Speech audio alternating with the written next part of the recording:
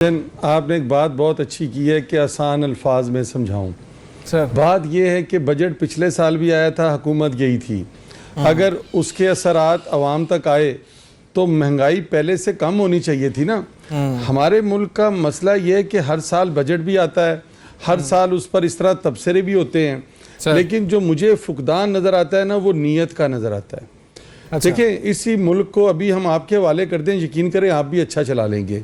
Budget पर हम शोर डाल रहे हैं, इतने दिनों से जो बजट आगे हो रहा है, बजट तो हमें IMF बना के दे देता है, हम आगे चला देते हैं, कहते रहते हैं जनाब ज़रा हमें थोड़ा सा इस मद में आवाम को रिलीफ देने दें, इस मद में आवाम को रिलीफ देने दें। अभी मैं आपकी बात सुन रहा था, आप लोग इंपोर्ट पर भी बात कर रहे थे। हमें टैक्सेस ज़्यादा मद में इंपोर्ट से ही हासिल होते हैं, एक्सपोर्ट करने के लिए तो हमारे पास है कुछ नहीं। पहले हम कहते थे ज़राई मुल्क हैं, आपने ज़राअत का भी कख नहीं छोड़ा। हम सनती मुल्क हैं, 16 इदारे सनतें बंद करवाने के पीछे पड़े हुए हैं। ठीक है जी, डींगी जैसा पर्चा भी आप सनतकार पर दे देते हैं। डर खौफ का एक आलम है, बैरूनी सरमायाकारी हो नहीं रही।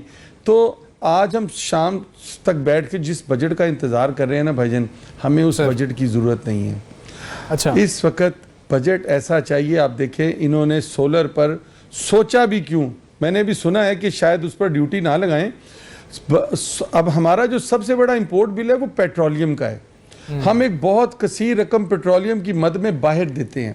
भाईजान, अगर सोलर से हमें पेट्रोल कम परचेज करना पड़ेगा, EV बाइक्स और EV गाड़ियों से हमें पेट्रोल कम लेना पड़ेगा, तो यही सोच रहे हैं। इनके पास और तो कोई तरीका नहीं आमदनी का। वो लेवी जो लेते हैं ना पेट्रोल पे, वो पेट्रोल बेच के हम आमदनी हासिल करते हैं। अब आप देखें, सोचने की बात यह कि अगर हम कम पेट्रोल लेंगे, इंपोर्ट का बिल कम बनेगा, एक्सपोर्ट साड़ी अगे नहीं है, वो साथ मिलेगी तो कुछ बैलेंस हो जाएगा।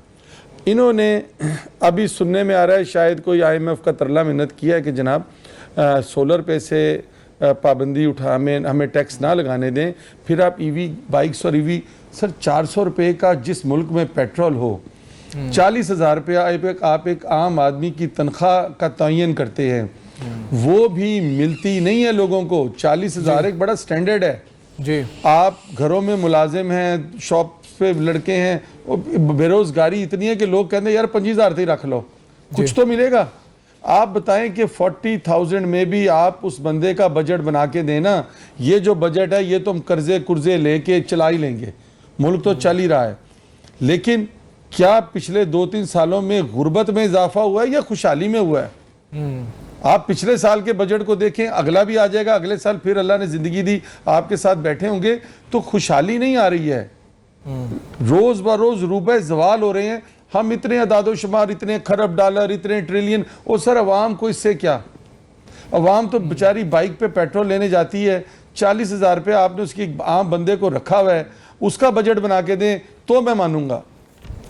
ये बताएं ना, उसने यकम को क्या खाना है, 2 को क्या खाना है, बिजली का बिल 18,000 आना है, वापडा का महकमा है इनके पास, जिसके ऊपर आप पहले तो ऐसो हमें वो जो IPPs ने मारा हुआ था, और महंगी बिजली लेके आधा घंटा पूरे पाकिस्तान में कई बारिश हो जाए 24 घंटे लाइट नहीं आती। कौन सी चीज़ ठीक है? हम मुझे तो यकीन करें, जब रोज आजकल सवालात हो रहे हैं ना बजट के ऊपर, तो मैं सोचता ये यूं बैठ के कि इसके असरात और समरात क्या आम आदमी तक जा रहे हैं? सोचने की बात यह है भाई।